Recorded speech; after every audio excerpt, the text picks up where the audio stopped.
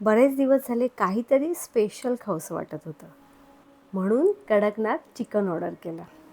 पाहू शकता चिकनची पॅकिंग तर छानच आहे, त्याचबरोबर चिकनही फ्रेश असतं.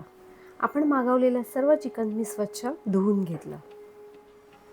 चिकन पाण्याने 2 ते 3 वेळा धुवून झाल्यावर हळद आणि चवीपुरतं मीठ घातलं.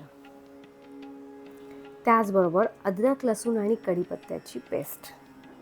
या पेस्टमध्ये तुम्ही मिरची, कोथिंबीर सुद्धा घालू शकता. आता हे सर्व साहित्य चिकनला अगदी व्यवस्थित असं लावून घ्यायचं. भांड्यामध्ये तेल घालायचं आणि तेल थोडं गरम झाल्यावर यामध्ये सर्व चिकनचे पीस घालायचे आणि घातलेलं चिकन तेलामध्ये अगदी व्यवस्थित परतून घ्यायचं.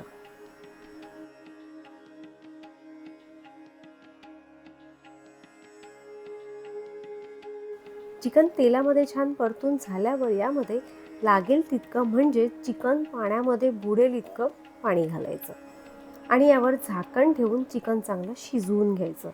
हे चिकन शिजायला थोडा वेळ जास्त लागतो. चिकन शिजेपर्यंत ग्रेव्हीसाठी मसाला करायचा.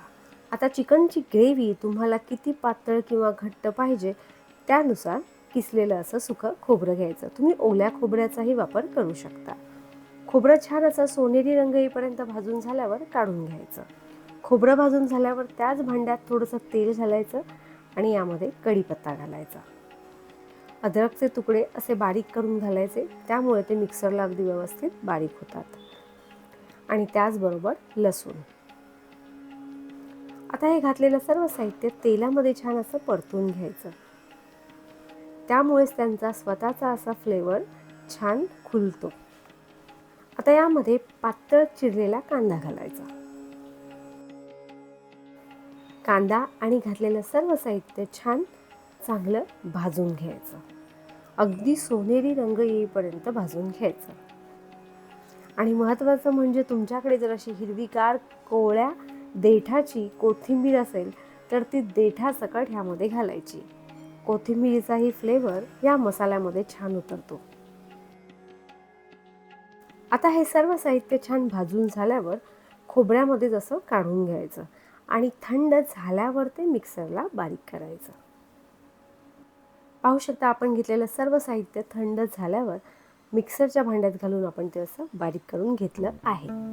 हो, तुम्हाला जर हे पाट्यावर वाटायचं असेल तर या चिकनला वाटपाची म्हणजेच मसाल्याची चव अप्रतिम येते. आता चिकनला फोडणी देण्यासाठी एका भांड्यात तेल घालायचं. घातलेलं तेल गरम झाल्यावर गॅसची फ्लेम कमी करायची आणि यामध्ये लाल तिखट, हळद, धणे जिरे पावडर, गरम मसाला पावडर, आपण घेतलेले सर्व मसाले घालायचे.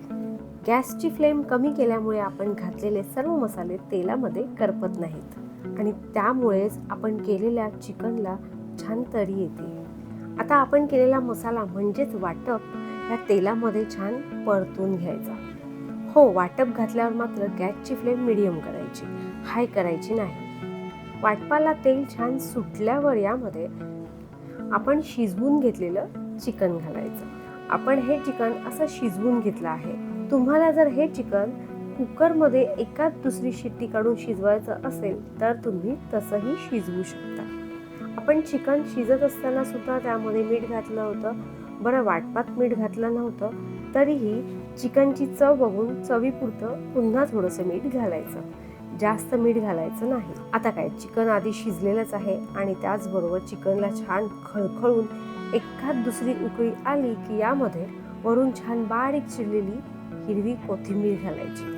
पाहू शकता आपला मस्त कडकनाथ कोंबडीचा चिकनचं कालवण, चिकनचा रस्सा करून खाण्यासाठी तयार आहे. बरं, तुम्हाला जरी हे चिकन ऑर्डर करायचं असेल तर मी डिस्क्रिप्शनमध्ये लिंक आणि त्याचबरोबर नंबर शेअर केलेला आहे. असा चिकनचा रस्सा कालवण करून तुम्ही भाताबरोबर, भाकरीबरोबर, चपातीबरोबरही खाऊ शकता. तुम्हाला जर आपली आजची रेसिपी आवडली असेल तर आपल्या रेसिपीला लाईक, शेअर आणि सबस्क्राईब करा.